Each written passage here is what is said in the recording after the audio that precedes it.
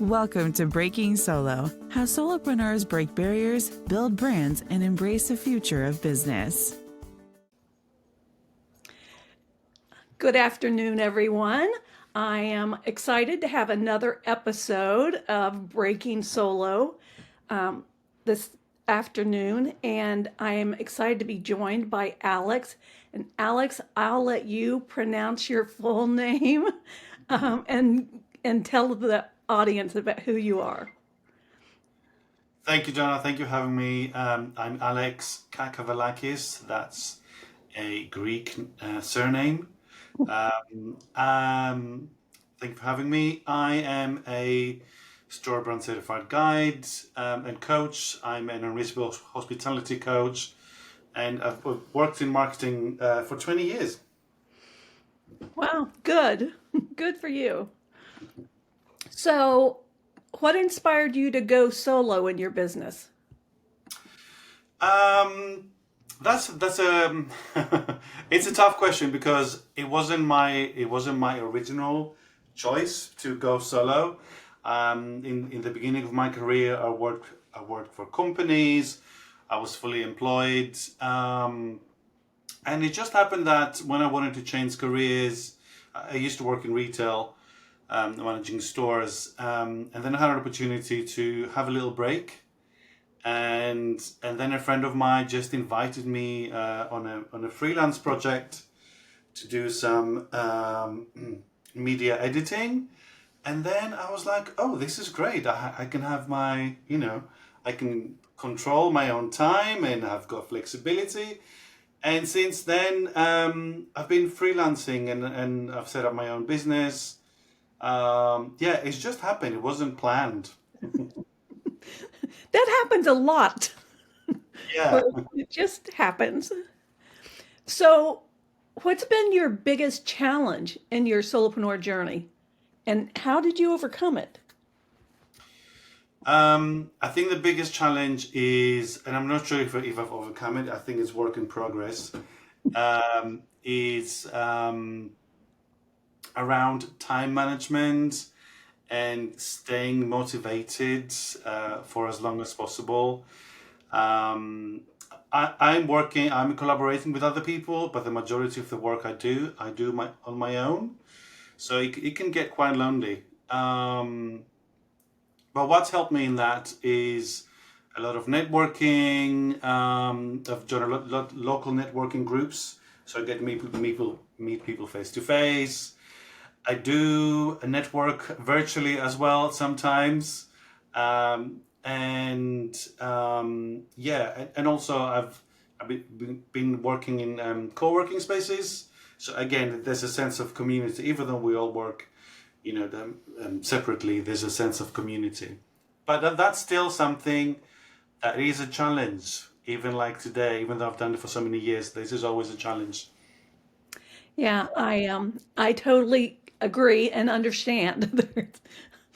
Although there are times when I'm perfectly happy to be by myself.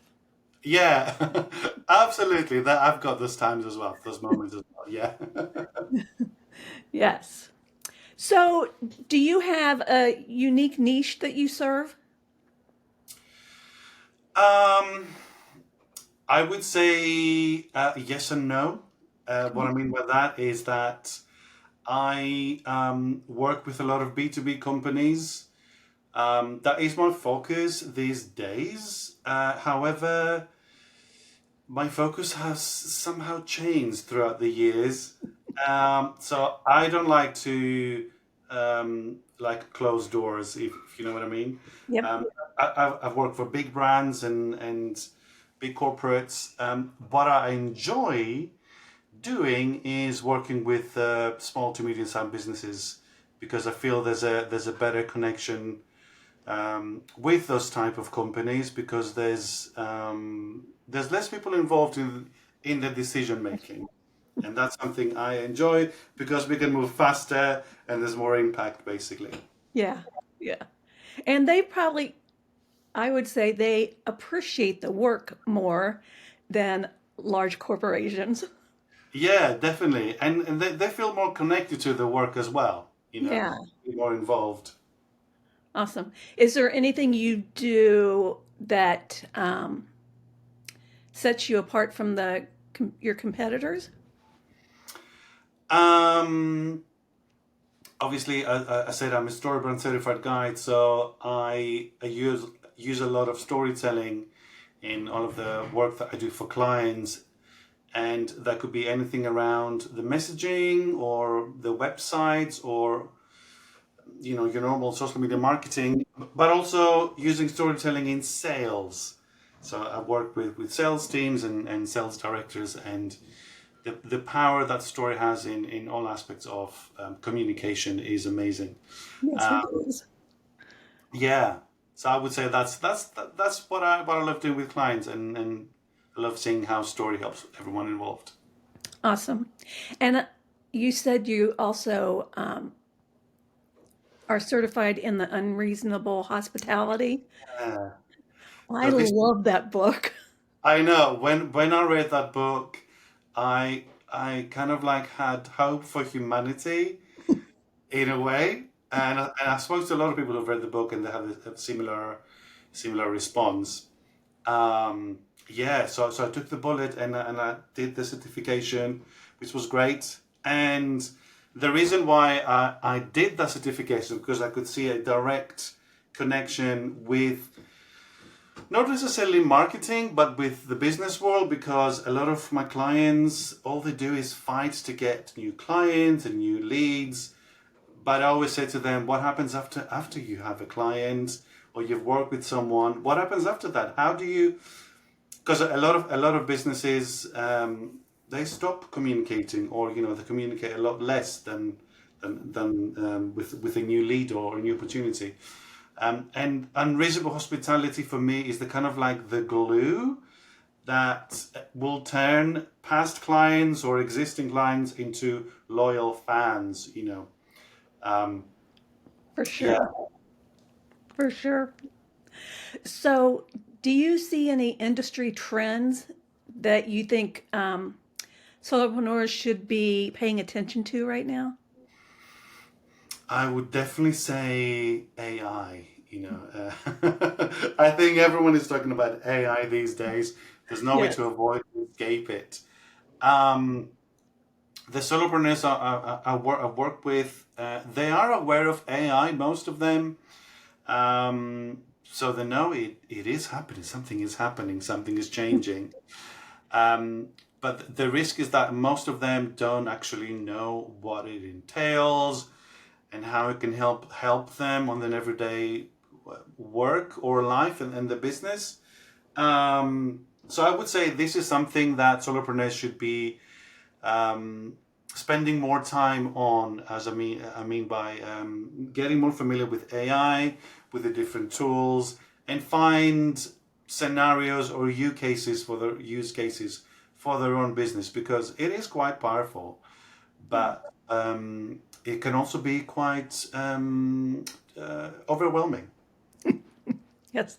I have learned how to build my own GPTs. So I have several that I use for different purposes. Yeah, So it's pretty powerful, really, and a little scary. yeah. Scary indeed.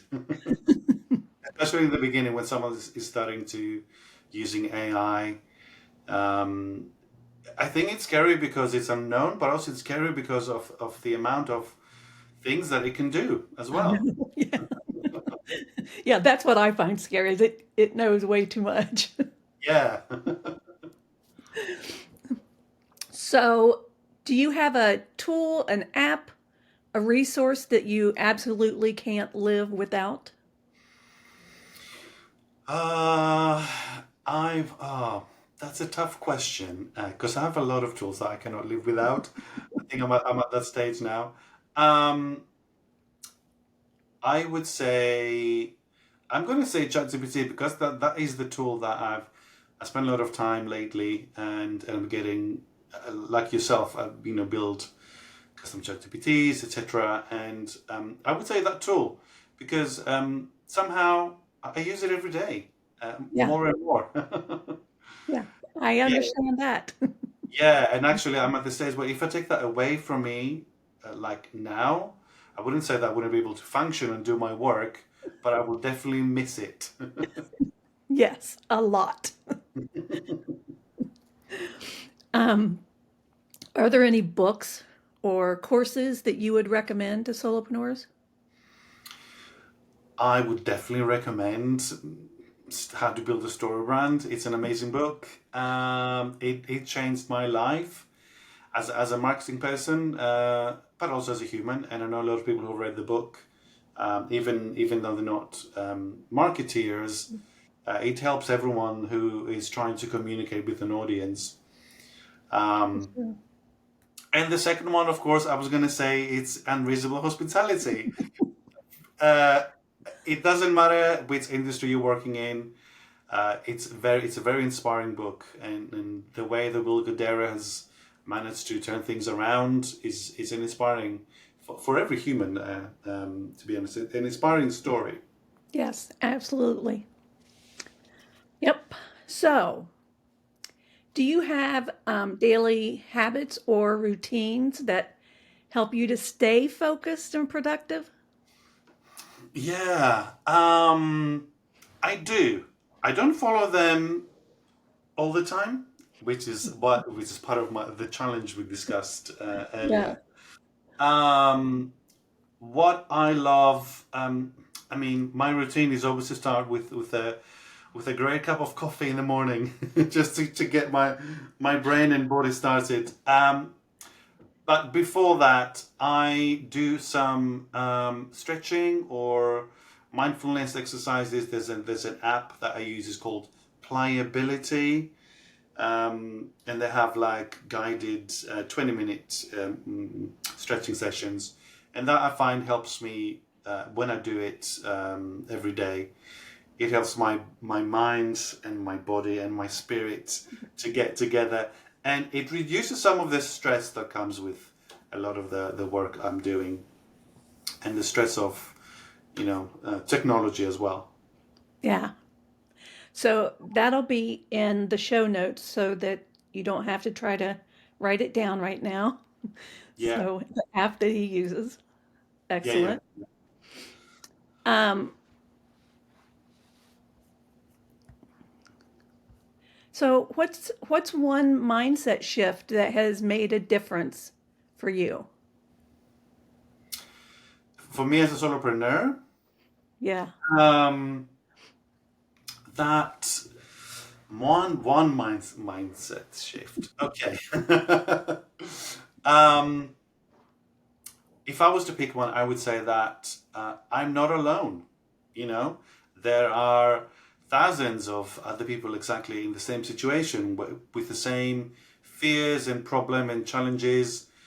Because working on your own can get lonely and it can get stressful. You don't have another sounding board, to bounce ideas. So sometimes I feel like I'm not sure if I'm doing things right, or should I be doing things in a different way.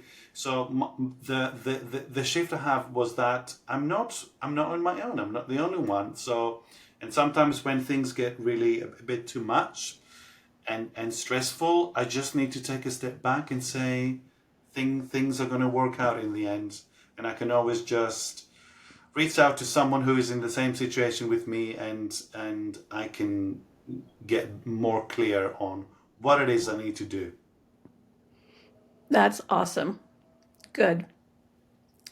So, what's one piece of advice that you would give someone that is starting a solopreneur journey? Um, Keep going. Basically, don't give up, because especially in the beginning, uh, I mean, at least from my experience starting my own business, it was tough at the beginning.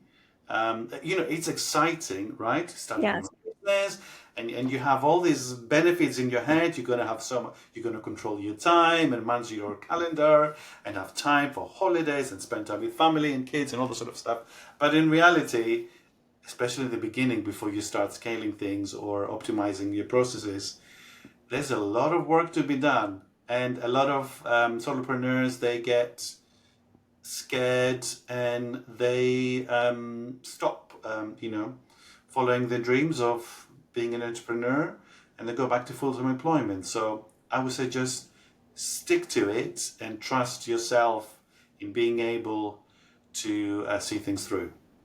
Yeah, great advice. Great advice. Okay, so tell people where they can connect with you and learn more about what you do. Yeah, you can find me on LinkedIn, if you can spell my name, Alex Kakavelakis. It'll be in the show notes, folks. Yeah, good. And you can also find me on my website, themarketingmaestro.net. You can find a bit more about what I do for clients. Awesome. I love your website address. Yeah, so Marketing Master. I love that. so my studies, I've studied a lot. One of the courses I did was in music production. So my background is in music. So, and when I was in high school, my friends called me the maestro. So I was like, well, I might as well use that, right?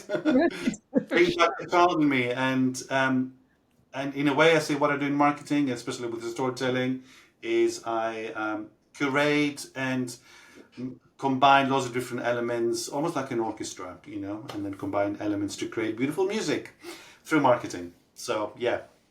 That's awesome. Well, thank you so much for being with us today. I so appreciate it. Thank you, John. Thank you for having me. It's great to connect with you. Thank you.